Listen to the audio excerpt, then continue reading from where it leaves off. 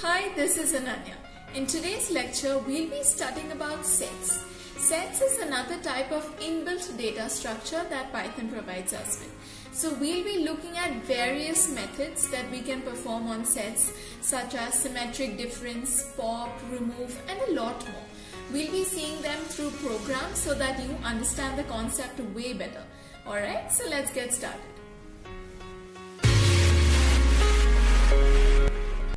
Okay, so as we know, today we'll be learning about sets. This is the third type of inbuilt data structure that we'll be learning. We are done with lists and tuples, and today is the day for set.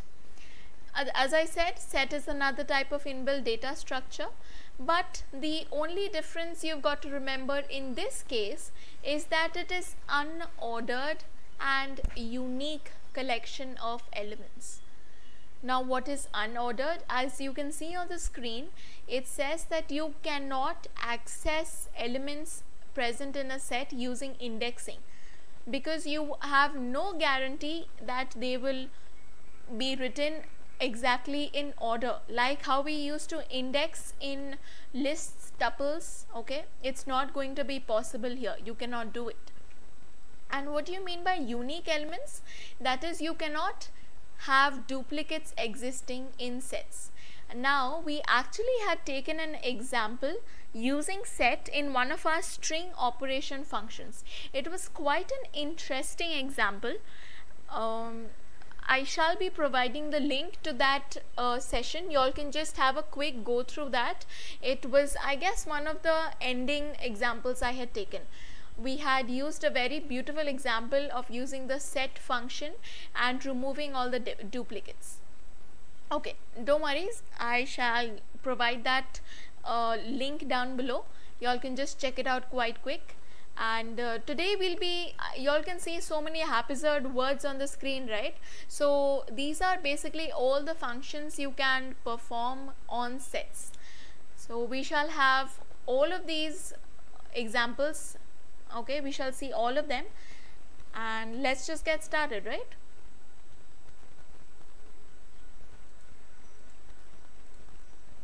Okay, so we'll have a new file saying sets .py. Okay, so what do you think we should try out first? Let's say we shall try, and this is okay, sets are mutable. Okay, and I think you all have understood that. You all can add, remove, and do whatever you all want with simple sets. You all can do that. It's not immutable, it is mutable. So let's declare a set.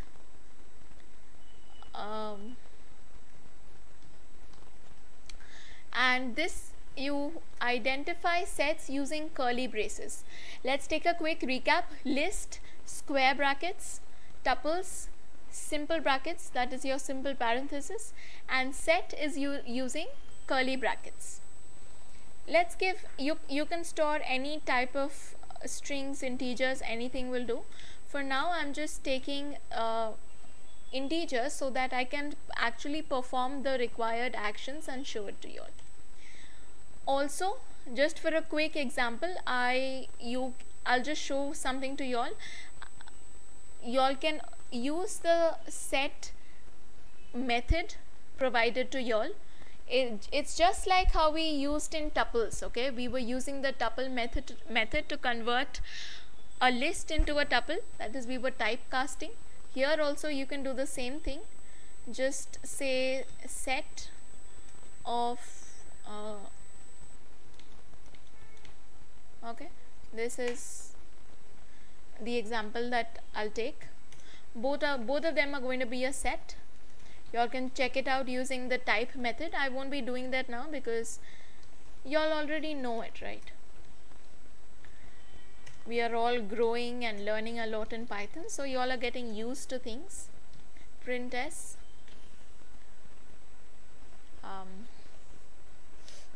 run it. Okay, these are both the tuples. Firstly, we have explicitly declared it, no doubt, but next time that we were turning it into the list into a set and typecasting it basically, that also gets converted into a set. Okay, now that we're done with this, let's actually move ahead with using functions on sets. Let me say I want to add the number 6 to the set. All I have to say is print set example dot. See, you have all of these methods given to you that you can use on the set. Okay, I'll print it later on. Let me just first give the function. So I'll say set dot add and I'll pass the number 6, and now let me print it.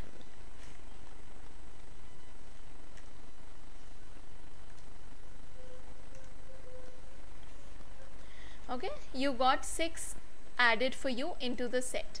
Now what if I want to add more than one element?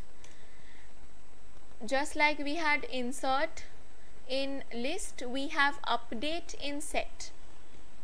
So print, okay, let's do, I'll print, no, we don't need to print it, we already have a print statement.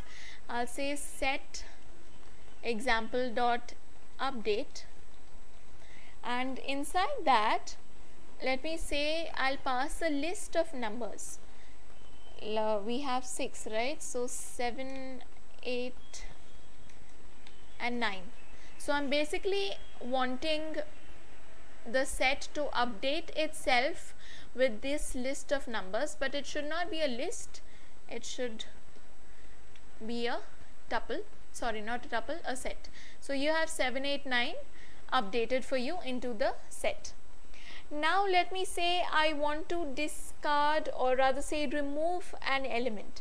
Let me say I don't want the number 9 in it. So what I shall do is I can use the discard method.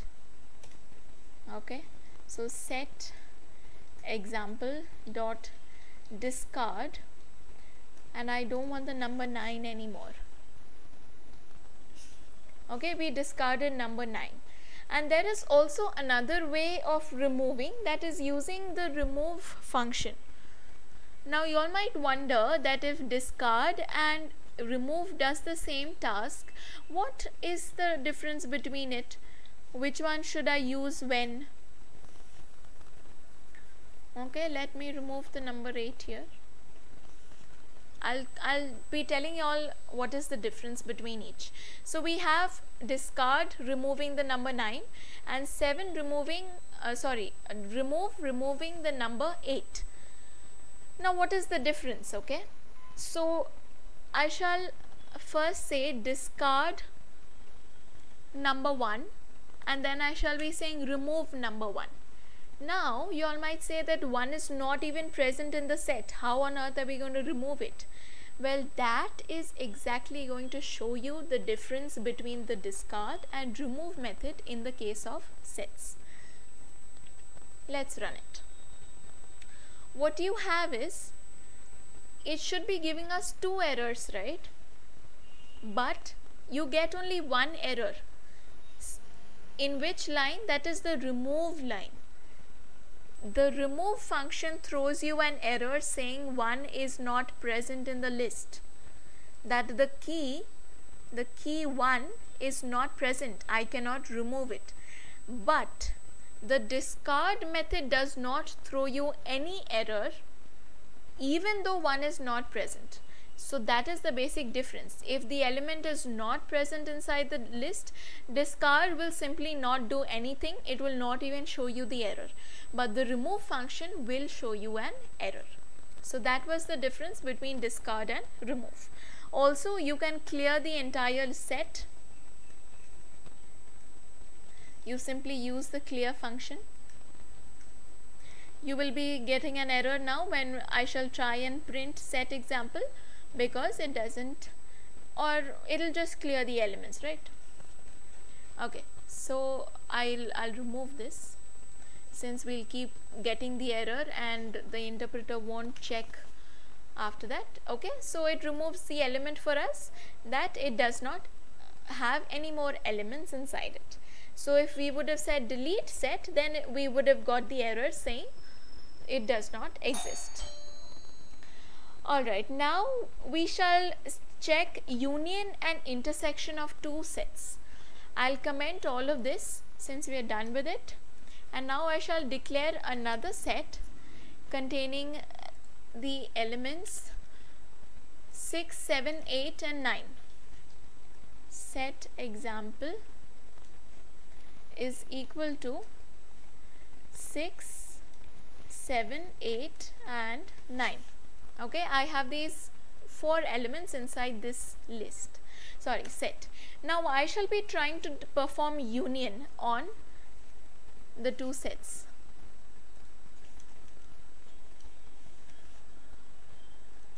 How do you show union is using the vertical symbol, okay, on your keyboard. So I shall say print set example and set 2. Okay, let's see what we get. We have the union, we know all the mathematical union operation, right? So both the sets get joined together, and since there is no common element, there's no repetition also. But for intersection, let me put some common elements in the second set, and let me just change, okay, let it be.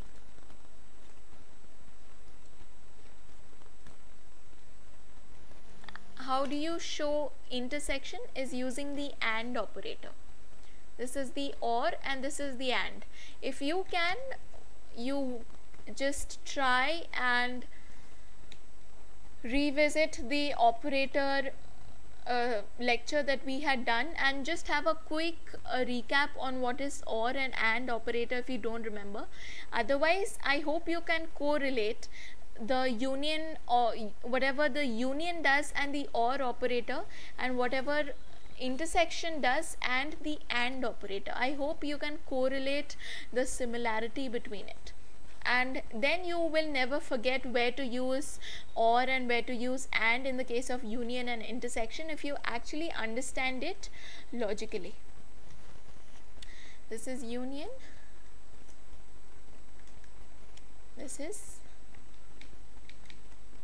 intersection.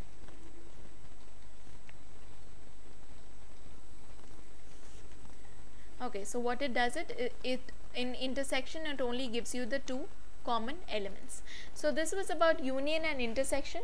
Let's just try a few more. Let's say let's try superset, subset and disjoint. Okay, let's try that out. Let me just keep doing this. Now S1 dot is disjoint S2. Let me just change it, then I don't have to type so much. I'll change this to 1, sorry, it was 1.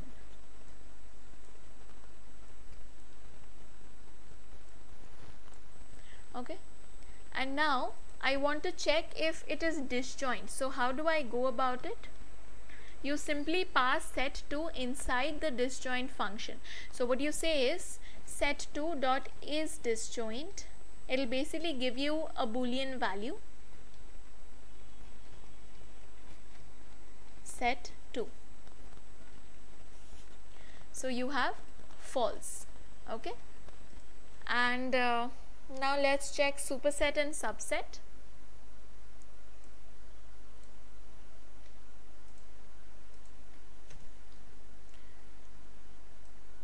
Is superset, then you have is subset. It's basically trying out all of these quickly so that you get a clear idea of what happens when, and then you can use all of these in your future examples, okay, your solid examples that you take. Now all of these are getting as false, obviously, because set 1 is not a superset of set 2, Now also set 1 is not a subset of set 2 because it does not include all the elements. So now what if I say set 2 is a superset of set 1? Do you think that will work? It won't, because it does not include all the elements. So let me just reduce set 2 to only 3 and 4. Then let's see what we get. Okay, set 1, yes. Now set 1 is a superset of set 2. Why? Because you have all the elements that includes set 2 in set 1. Alright, this was about these three functions. Now what more example? Let's try out difference. We forgot difference. Okay, so what is basically difference? It's basically subtracting one set from the other set. That is, I shall be showing all set 1 minus set 2. Now you can either do this using set 1 minus set 2. You can directly use the subtraction operator, or else you can use the difference method provided for you all. So I'll be using the different method and showing it. So I shall say set 1 dot difference, and in the parameter I shall be passing as set 2. Okay, 1 to 5. You have 3 and 4 subtracted from set 1. Why? Because 3 and 4 is present inside set 2. So all the common elements get subtracted for you. Now what shall we do? So we have seen many ways to discard elements. That is, you can use discard, you can use remove, then you can use subtraction, that is the subtraction sign, the minus operator, and you can also use difference. Now let me show you all one last example. It's pretty interesting, you know. Let's say we have two sets. I'll comment all of this.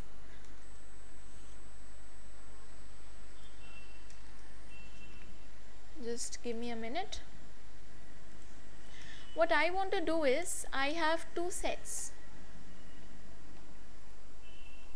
That is, let's take S1 is equal to A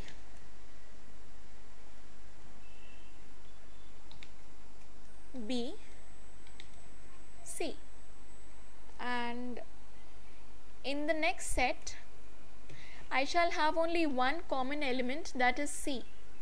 So C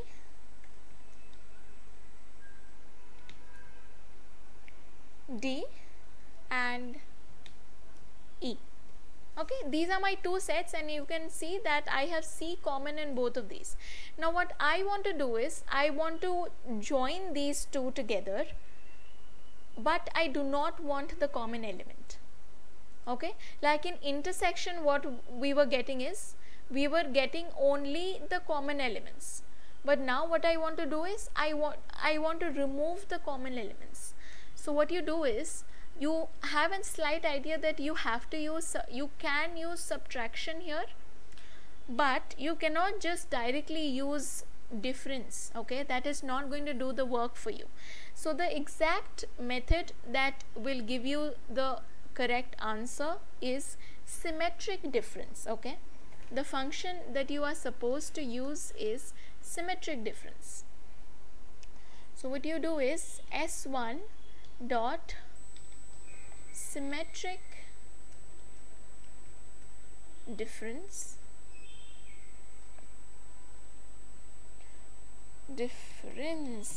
and inside that you pass S2. Okay, see, you get C removed for you, and you have AD and EB. Now if you notice, do you see you don't have your elements in the correct order, right? So if you were to access anything right now, you wouldn't have got the exact answer how you wanted it to. S1 of 1 might not give you B, right?